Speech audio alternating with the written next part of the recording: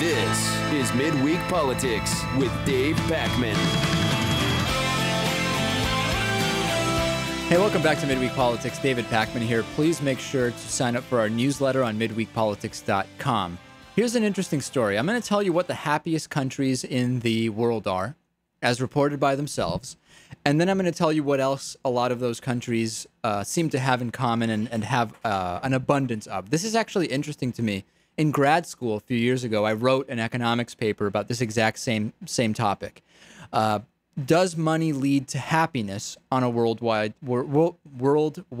scale, that is? It seems the answer is no.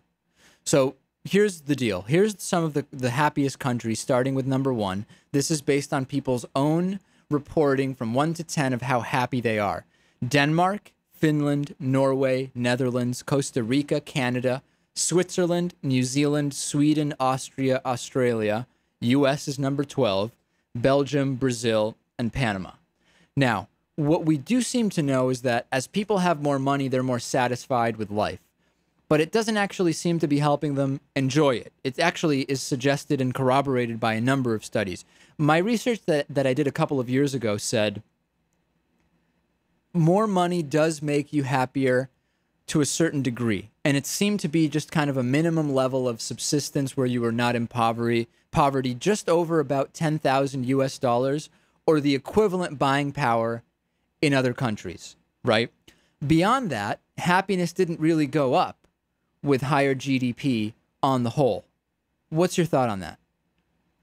Makes sense. I mean, that's got to be one part of your life where it's like sections. It's like a pie chart. I mean, if you're completely broke, you're obviously going to have a lot of issues. That's going to take its toll on you. So money's got to play a small role in it. And again, this is based on per country, but it is asking individuals personally based on their happiness and their income. So there does not seem to be a real correlation between happiness and money. But here is something that is interesting.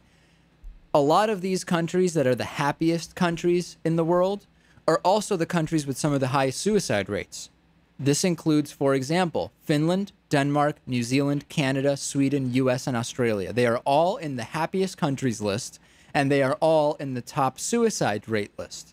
What gives? Well, hey, the more unhappy people who kill themselves, the happier your country is overall, right? So what you're proposing is that the reason these countries are so happy is those that commit suicide are not taking part in the survey. The only ones that are left are the ones that are happy. Must be.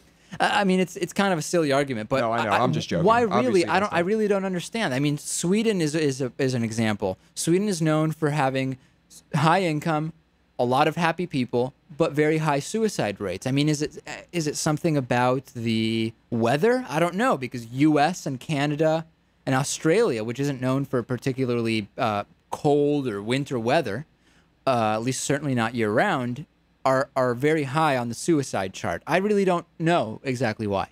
It's strange. I have no idea. When you went to Sweden, did people seem happy? Yeah, they did. And did you see anybody kill themselves? I don't think so. Did you hear about anybody killing themselves? No. Interesting. Well, the numbers don't lie. I don't know. I would love to hear from people on this one. radio@midweekpolitics.com. Why do so many of the happiest countries in the world also have some of the highest suicide rates? Is it because the unhappy people are not taking part in the survey because they've killed themselves, as Lewis suggests?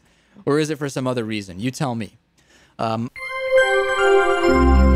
Midweek Politics is made possible in part by CSR Wire, the corporate social responsibility newswire at csrwire.com, by DIF Design, specializing in custom business websites at difdesign.com. To find out more about underwriting Midweek Politics, visit midweekpolitics.com.